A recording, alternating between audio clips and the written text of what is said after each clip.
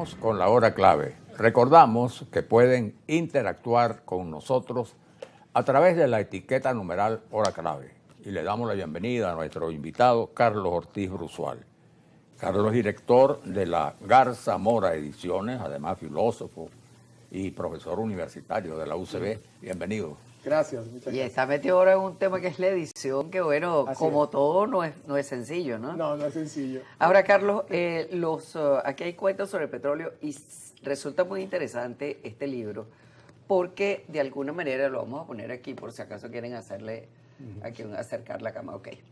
Estos son una serie de relatos, ¿no? Ahora, realmente se escribe mucho sobre petróleo en este país porque yo sé que, bueno, tenemos los consabidos, ¿no? Claro. Que si de repente Ariano González León, el mismo Rómulo Betancourt, o sea, tanta gente que ha escrito sobre petróleo. Pero ¿hay realmente una literatura importante en Venezuela sobre petróleo? Este libro precisamente trata de mostrar, de hacer visible una literatura sobre el petróleo, pero en la narrativa breve, porque siempre se pensó que lo que se escribía sobre petróleo o lo que se escribió sobre petróleo fueron siempre novelas. Pero una de las cosas interesantes es precisamente que a pesar del peso que tiene el petróleo en nuestra vida, y a pesar de que escritores como Manuel Díaz Rodríguez, Díaz Sánchez, entre otros, Díaz Sánchez, no Díaz Rodríguez, Díaz Sánchez. en su momento, La famosa novela Mene. exacto, hicieron del petróleo un tema relevante, no hay una gran literatura. No, y sobre si el escribe petróleo. libros técnicos, no le llegan al gran público, Claro. ¿cómo le llega? Ahora, ¿cuál es la esencia de este libro?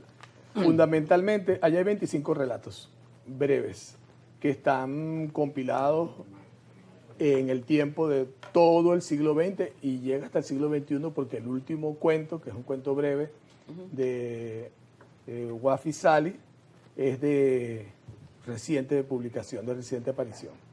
Ahora, la esencia de este libro es la narrativa breve sobre el petróleo que muestra cómo la literatura, que no es precisamente tratado técnico ni pues. teórico, sino una aproximación a través de la mirada o la sensibilidad de unos seres imaginados, cómo la literatura ayuda a percibir la forma en que el petróleo impactó en el país desde el punto de vista espiritual, cultural, Exacto. incluso ético, porque son cuentos que están escritos en los años 40, 50, 60, 70, 80, y uno se da cuenta de que a medida que pasa el tiempo, el asunto del petróleo, desde el punto de vista de quienes lo escriben, que casi todos los que escriben aquí además son gente que estuvo vinculada con el petróleo, o por su lugar de nacimiento, porque nacieron en zonas petroleras como Antonio López Ortega y Rubí Guerra. Que vivieron a lo mejor en campos Sí, petroleros claro. y ya tienen esa Sí. experiencia, pues. Y Rubí Guerra, por ejemplo, uno en Santo Tomé y otro en Zulia, ¿no? O porque fueron personas que estuvieron vinculadas por razones de trabajo, como por ejemplo Gustavo Díaz Solís. Entonces, estos cuentos ayudan a mostrar que alrededor del petróleo, aunque los cuentos algunos no hablan directamente del petróleo, hay una forma de ser, una forma de pensar, hay unos conflictos, unas inquietudes que se explican, entre otras cosas, porque son gente que vive en pueblos o en ciudades en las que el petróleo marca las relaciones entre la gente. Sí, además está el hecho de que más allá del petróleo en sí, pues de los campos petroleros, los años de la explotación petrolera, todo lo que ha significado ha tenido un impacto social en general, ¿no? Así es. Aquí, En por región. ejemplo, hay un cuento interesantísimo que se llama La Capitana, que es un cuento que muestra la vida de un pescador, el drama de un pescador que siente que ya pescar no vale la pena, y todos sus amigos, todos los pescadores están yéndose a los campos petroleros, y su esposa decide que ella va a seguir adelante con lo de la pesca y se hace cargo del asunto. Que eso uno se sitúa en la época y debe haber sido un drama, Claro, o sea, una disyuntiva para la gente, ¿no? Exactamente, porque está ambientado hacia los años 40, no hay una precisión de tiempo, pero uno ve que es más o menos por esa época. Y eso ayuda a ver de qué manera un modo de vida es suplantado por otro y no solamente afecta a la gente en el sentido de que tiene que irse a ver si hace otra cosa, sino que es gente que percibe que su mundo se está acabando. Sí, afecta a la familia, afecta Sí. el modo de vida de la gente, o sea, las metas que se ha trazado la gente, qué Es sé yo. así. Y al mismo tiempo encontramos, por ejemplo, allá hay un cuento de los primeros, de Díaz Sánchez, que además es interesante porque siempre uno piensa en Díaz Sánchez como el novelista del petróleo, y resulta que tiene unos cuentos también en torno al petróleo, que es de unos hombres que se ponen de acuerdo para robar en una instalación petrolera, van con un niño, es de noche, en medio de una ciénaga. Bueno, y ocurre una cosa muy seria, que es que el niño pisa en el fondo del agua por donde van, porque no se entiende bien si es el lago o es un río, pero están como en un estero. Se corta un pie y de ahí en adelante van a pasar una serie de cosas y tiene un desenlace realmente fuerte. Y ese cuento, una de las cosas que ayuda a ver es también eso, que alrededor de la actividad petrolera, gente que no es absorbida por esa industria y que queda medrando, alguna de esa gente para resolverse la vida porque está en una pobreza peor que la que había antes.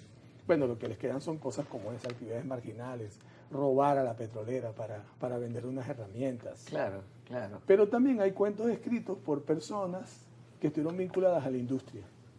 Eso te iba a decir, porque te iba a preguntar si había relatos que de alguna manera introdujeran a la gente en esos tiempos en que el petróleo representó una riqueza súbita y realmente importante y de alguna manera pues favoreció la corrupción.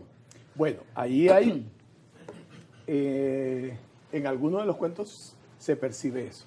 Se percibe el asunto de que en torno a la actividad del petróleo hay una gente que va a sacar provecho de la forma más inescrupulosa y que incluso puede estar dispuesta a dejar atrás cualquier valor, cualquier principio, hasta la familia, al mismo tiempo que son contextos en los que las autoridades, digamos, se pliegan a eso o lo propician. Hay uno en particular, uno de estos relatos, que lo que muestra es que hay una muchacha que ella quiere por todos los medios estar y buscar y casarse incluso con un hombre de las petroleras, y lo hace y lo logra, pero eso supone una ruptura muy dura con su familia. Y lo interesante es que se percibe que esa muchacha al final en ningún momento, digamos, está plenamente satisfecha ni se siente realizada con eso. Más bien es muy difícil su relación, tiene un niño, pero una de las cosas que el cuento muestra es que, en definitiva, esta persona lo que está tratando de hacer es de sacar provecho de eso para salir de donde está, para tener una vida diferente, pero luego también se encuentra con que en esa vida diferente, en los campamentos, rodeada del ambiente de la compañía, tampoco está bien ubicada, porque es como una persona fuera de lugar. Claro. Se siente fuera de lugar. Que forzó eso porque le interesaba y después se dio cuenta que, bueno, fue peor el remedio que la enfermedad. Exactamente.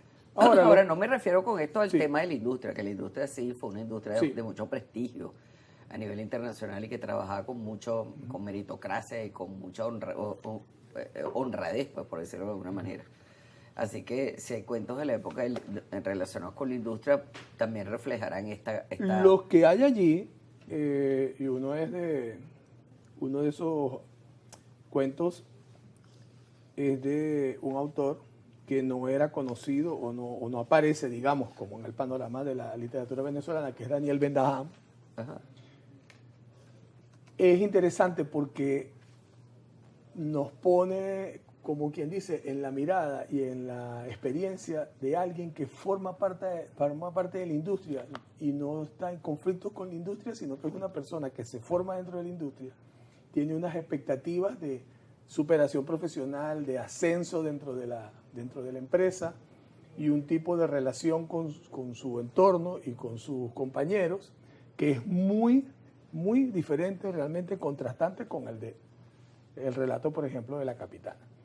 Y ayuda a ver algo que en la literatura, en la narrativa, en la mayoría de estos cuentos, así como las novelas que se consideran novelas del petróleo, ayuda a ver un punto de vista sobre la industria y su significado muy diferente al que no estamos acostumbrados, porque es el de la persona que desde dentro de la industria ve una perspectiva de desarrollo, de futuro, de avance y superación personal y está a gusto y tiene una buena vida, digamos, y unas perspectivas que son muy diferentes a las de los personajes que están tradicionalmente asociados a la literatura del petróleo, que se suele ver como una literatura siempre de denuncia, pero no es cierto que siempre es de denuncia. Bueno, y en este caso hay son como estampas, son cuentos cortos realmente, de fácil y ágil y agradable lectura. Sí, cómo no.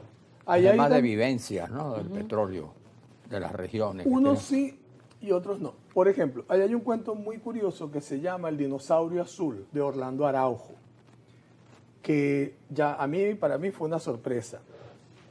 En ese cuento de Orlando Araujo aparece su famoso personaje Manuel Vicente Patacaliente, que habla de que no es que el niño habla de eso, sino que al niño le van hablando de el petróleo, de la tierra, y él va descubriendo alrededor de eso toda una serie de sorpresas. Él no entiende muy bien de qué se trata, pero el asunto es que es un cuento que no es propiamente un cuento infantil, sino que está puesto desde la perspectiva de un niño y da una visión del tema petrolero muy diferente, porque es un cuento más que fantástico, de fantasía, prácticamente.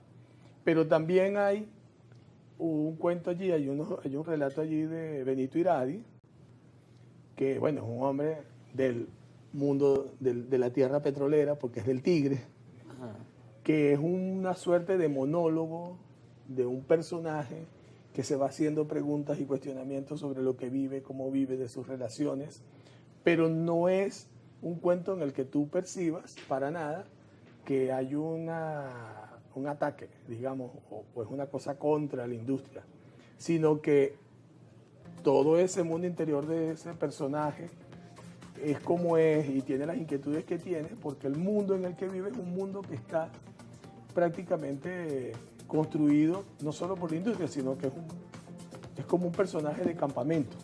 Oye, pero es muy interesante este libro, esta compilación, pues, Sí. de cuentos del petróleo, sobre todo en un momento como este, en que la gente de alguna manera tiene que volver a relacionarse y de una forma distinta, volver a tomar más conciencia de qué implica, porque cuando pensamos en las novelas del petróleo, por ejemplo, y Estancia de Oficina número 1, Omene, Mancha de Aceite, que son novelas en las que el tema es explícito. Son clásicos. Uno podría pensar que también una novela como País Portátil es una novela, si no del petróleo, una novela del país petrolero. Exacto. Que muestra el tipo de problemas, de conflictos y de situaciones beligerantes, delicadas que se llegaron a plantear en un país, como conversábamos antes de la entrevista, un país en el que parece que llegó un momento en que no había ni Estado ni gobierno, sino